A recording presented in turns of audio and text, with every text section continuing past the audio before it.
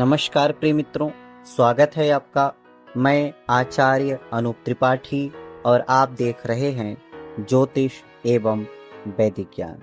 मित्रों, आज ऋषि पंचमी की परम पावन पहली कथा के बारे में श्रवण करते हैं। ऋषि पंचमी की मुख्य रूप से दो कथाएं हैं। उनमें से पहली कथा इस चर्चा के माध्यम से श्रवण करते हैं। ऋषि पंचमी का यह जो त्योहार है, यह भाद्रपद शुक्ल पक्ष की पंचमी को मनाया जाता है और यह व्रत माताओं के उन दिनों के दोषों को दूर करता है जब माताएं बहनें कुछ स्पर्श भी नहीं कर सकती, यहाँ तक कि भोजन भी नहीं बना सकती और कदाचित जाने अनजाने में कहीं किसी प्रकार से कुछ स्पर्श हो जाता है या किसी प्रकार से उनको दोष लग जाता है, तो उसको हुई दूर करने के लिए सप्तर्षियों की पूजा होती है।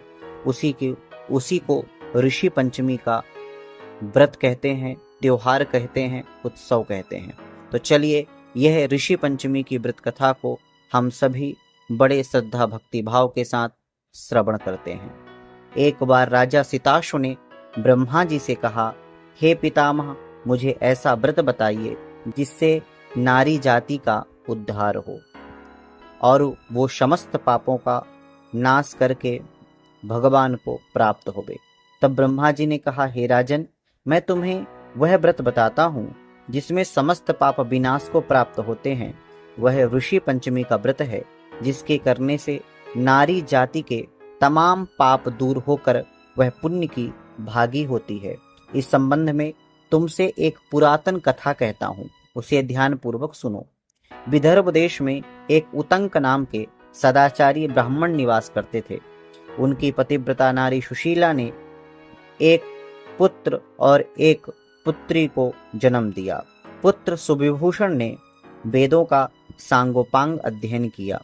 कन्या का समयानुसार एक सामान्य कुल में ब्याह कर दिया, पर विधि के विधान से वह कन्या विधवा हो गई। तब वह अपने सतीत्व की रक्षा हेतु वह अपने पिता के घर में ही जीवन यापन करने लगी। ब्राह्मण सपरिवार गंगा तट पर कुटी बनाकर बालकों को विद्या अध्ययन कराने लगे। एक दिवस कन्या माता पिता की सेवा कर एक शिलाखंड पर शयन कर गई। रात भर में उसके सारे शरीर में कीड़े पड़ गए। सुबह जब कुछ शिष्यों ने उस कन्या को अचानक इस दशा में देखा, तो उसकी माता सुशीला को गुरु पुत्री के दुख को बताया। गुरु पत्नी जाकर अपनी पुत्री की ऐसी दशा देख करके नाना प्रकार से विलाप करने लगी और वह पुत्री को उठाकर ब्राह्मण के पास लाई। ब्राह्मण भी पुत्री को इस दशा में देख करके अति विस्मय और दुखी हुए। तब ब्राह्मणी ने हाथ जोड़कर कहा, महाराज, क्या कारण है कि इस पुत्री के सारे शरीर में कीड़े पड़ गए हैं?